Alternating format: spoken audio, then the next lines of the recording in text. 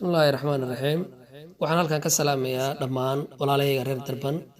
waxaan aad ugu faraxsanahay maanta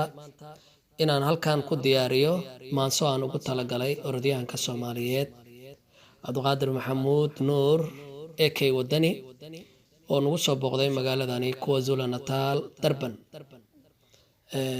ekay wadani waxaan leeyahay hor u soco dadaalkaaga sii wado runtii waxaad muujisay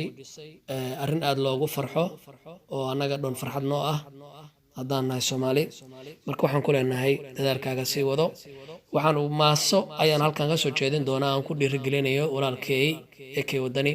maasaas aan ugu magac daray ruux dadaalay baa tahay waxayna ku bilaabanaysaa sida tan dayaxso iftiimo duni laga dareemo dadku wada arkaano isha doogsanayso ruux dadaalay baa tahay darajada ku weyn tahay diiwaanka lagu qoray hanka guusha daadihiye ruux dadaalay baa tahay inaad ruux damiir la tahay dadnimada ku weyn tahay daah igama saaree dadaalkaaga sii wado ruux dadaalay baa tahay erka sara u duulo daruuraha la jaanqaad ha dareemin guul darro darandoori hadiya jeer ruux dadaalay baa tahay duulaanka orodkiyo tartankiyo ciyaaraha ha ka daalin howlaha ruux dadaalay baa tahay